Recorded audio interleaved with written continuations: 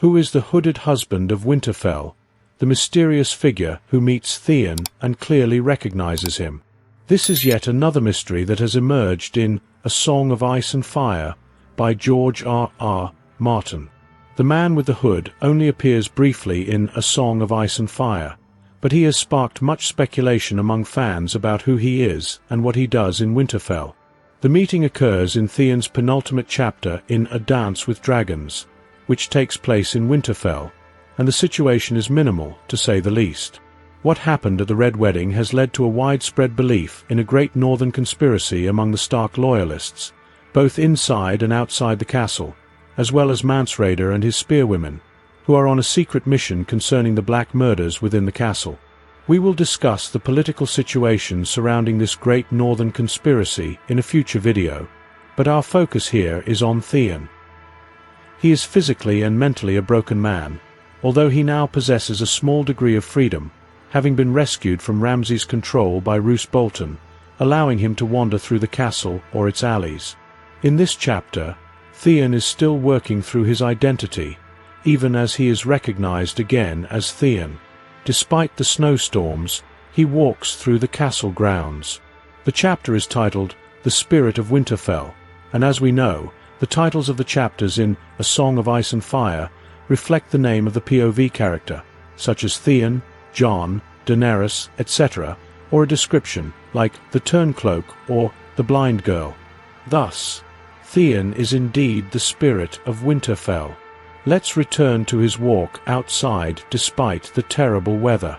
We read, "The snow fell so heavily that Theon could see no more than 3 feet in front of him. He was alone in a white desert, snow encasing him on both sides. When he lifted his head, the snowflakes caressed his cheeks like cold, soft kisses. He could hear the sound of music in the room behind him, a sweet yet sorrowful song. He felt almost at peace." He also encountered a man moving in the opposite direction, a cloak with a hood billowing behind him. When they were face to face, their eyes met briefly, and the man placed a hand on his dagger. "Theon Turncloak, Theon the Kinslayer, I am not. I have never been. Ironborn false is all you were. How is it you still breathe?" "The gods are not done with me," Theon replied, wondering if this could be the killer, the Night Walker who had stuffed yellow dicks in his mouth and pushed Roger's groom off the battlements. Oddly, he was not afraid.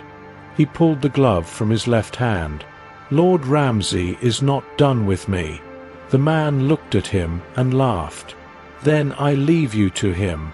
At that moment, Theon no longer thought about Roose Bolton, nor whether he could be Barbary's murderer.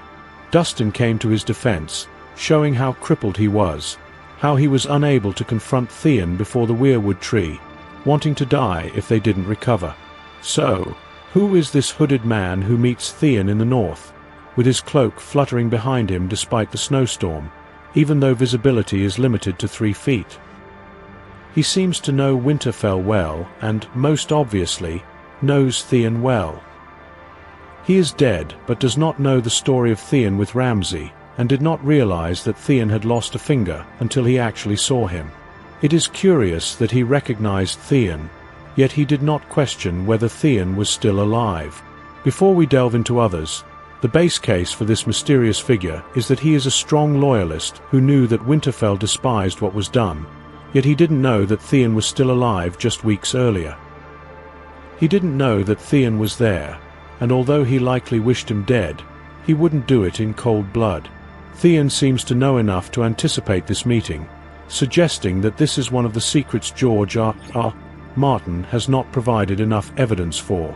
At first, it seems unlikely that this meeting is significant, although it is a strange encounter that George R.R. Martin does not particularly highlight. Theon does not react strongly to what happens or reflect on it. It concludes in a few paragraphs thematically as a marker for Theon at the end of the chapter before the weirwood tree, not at the peak of a mini-climax. Nevertheless, the curiosity of the meeting is quite compelling, and we should ask ourselves who this figure could be. Although this is not the primary objective of Theon's journey, I suspect that as we explore the story further, we may look back and see that it indicates something larger, something we must become aware of regarding Winterfell. Before following this path, we must address a popular theory in the fandom that suggests this encounter is not real at all. This theory is sometimes known as the Theon Doran theory, named after Tyler Durden from the film Fight Club. Credit goes to those who have developed this idea on the bulletin board over the years. Please take a look if you are interested, rather than relying solely on my summary. Here the idea is that this is all just Theon's fevered imagination, or more precisely, this is Theon the unreliable narrator meeting himself on that cold Winterfell night. In this theory, Theon is suffering from some kind of dissociated identity disorder. He is not in a good place mentally, and here he is meeting his former self coming the other way, confronting him with the crimes he feels most guilty of, Turncloak Kinslayer, and decides that his fate to be at the mercy of Ramsay Bolton is the right judgment for his crime. As I said, I like this thinking, and George R. Martin has more than once reminded us that he uses the unreliable narrator mechanism in telling this tale, and if anyone in this story is likely to suffer from something like dissociated identity disorder, it is Theon. But still, this doesn't quite add up to me. If this is Theon accusing himself, why is he accusing himself of being a kinslayer? The world thinks that he killed Bran and Rickon, but Theon knows he didn't. He did kill some innocent boys and pretended they were Bran and Ron, and perhaps unbeknownst to him and everyone else, one of those children might have been his. He had been sleeping with the miller's wife, but he knows he is not a kinslayer when it comes to the Starks. That's not a crime he would accuse himself of, and if this were himself he saw, would we not have some flicker of recognition on his part, or some thought about it afterwards? Would he not have felt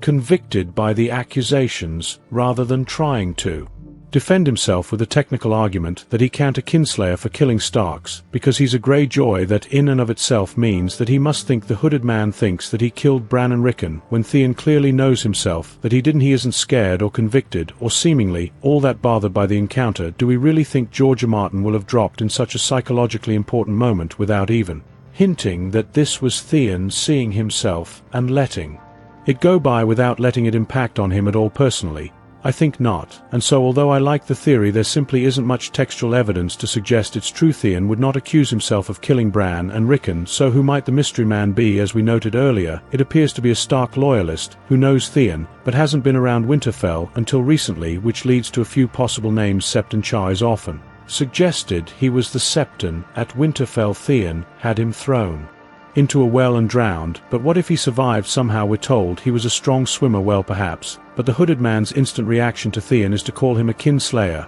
and a Turncloak. One would assume that Septon Char would have perhaps mentioned the throwing him down a well bit, and if he had survived somehow, then presumably hung around Winterfell, he would have been aware of Theon, who had been there now for some time, not exactly hiding himself. He was wandering the grounds every night.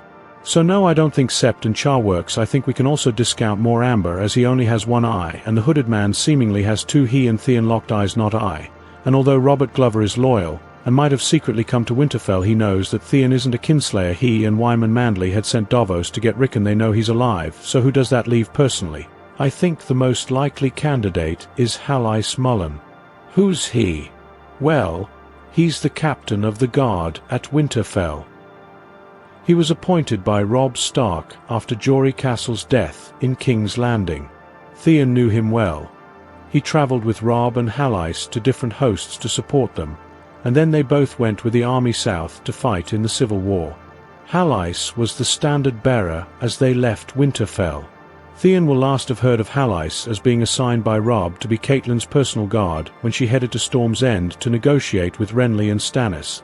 So we'll assume he was at the Red Wedding and therefore dead, so he thinks he's seen a ghost. If you like, I said earlier that Theon doesn't really react to or reflect on this encounter, which is true, but what he does think about next, a couple of paragraphs later, is perhaps instructive. He thinks that he was trapped here with the ghosts, the old ghosts from the crypts and the younger ones that he had made himself, Mikin and Ferren Gaia, Redden, No, Agar, and Galmar the Grim. The miller's wife from Acon Water, her two young sons, and all the rest of my work, my ghosts. They are all here, and they are angry. He sees the Hooded Man and then reflects that to him, Winterfell is full of ghosts from his past. It seems a sensible step in logic that Theon thinks the Hooded Man was a ghost from his past, So if this is Halys, why is he there?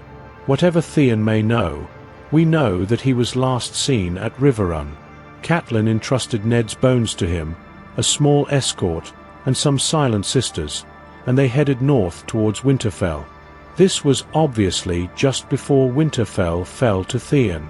I did a whole other video about where those bones are, and therefore where Halys may be, but at the risk of spoiling that video, all the evidence suggests that they are probably currently in the Neck. As guests of Howland read, there's probably actually quite the gathering of Stark loyalists there, Halys Howland himself, plus Mage Mormont and Galbert Glover, who had been sent by Robb to find Howland. What might that group do once they know that? Winterfell was taken by Theon burned, and then the Boltons have taken it. Well, they won't let the bones go there. For starters, they can probably stay under the care of Howland Reed for a while, but just sitting there and doing nothing also doesn't seem likely. At the very least, they would need to send someone north to find out what is happening, and who out of that group would be best placed to go to Winterfell? The person who was raised and lived there, Alice Mullen. Perhaps he would have some special mission, but at the very least, he will want to remain hidden and not bring attention to himself, making contact with other Stark loyalists where he can. In this light, his reaction to Theon makes perfect sense. He clearly loathes Theon for what he did, and is surprised to find him still alive, but doesn't kill him there.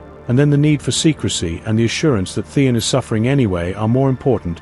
He just wants to get on his way, and although we don't know huge amounts about Hales's character, we do get one insight from Cat when she observes that he had a pawn for loudly announcing the obvious. For example, when Jaime is brought before Robb after the Battle of the Whispering Wood, Halys announces him as King Slayer, as if he weren't one of the most famous people in the land, and here the Hooded Man just plainly says Theon turn cloak, Theon Kinslayer again, just saying what he sees. He also doesn't necessarily think through the consequences of his actions while in Storm's End. He tells his men that there would be a battle the next morning. Cat notes that Halys has a loose tongue, perhaps that information shouldn't have been shared so freely, and here the Hooded Man seems to be on some kind of covert mission, but has clearly been seen and recognized by Theon, and yet he lets him go. Not perhaps the smartest decision. So the Hooded Man is a Stark loyalist who speaks the obvious and sticks to his mission despite clearly wanting Theon dead. It's not a cut and dried case, but Halys Mullen certainly seems to fit the facts. And just to cover off one other angle here, some have wondered why Theon was oddly unafraid during this encounter, even when wondering whether this might be the person doing those murders in Winterfell. I think the answer lies not so much in who the Hooded Man might be,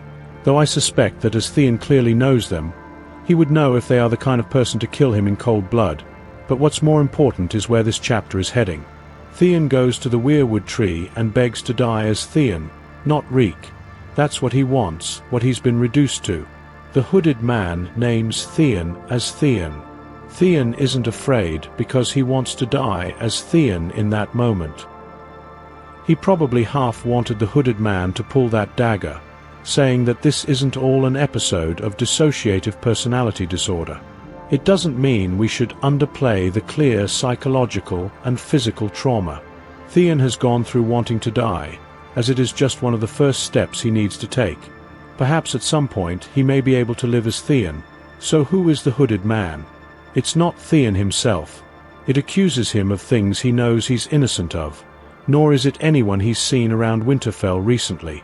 No, this is someone newly arrived at Winterfell whom Theon thinks of as a ghost from his past. Someone who loathes him for what he's done but is so loyal and straightforward that he lets Theon live so he can continue his mission rather than just take his own vengeance. It may not be Halys Mullen, but if it isn't, it's someone very like him. If you'd like to see more videos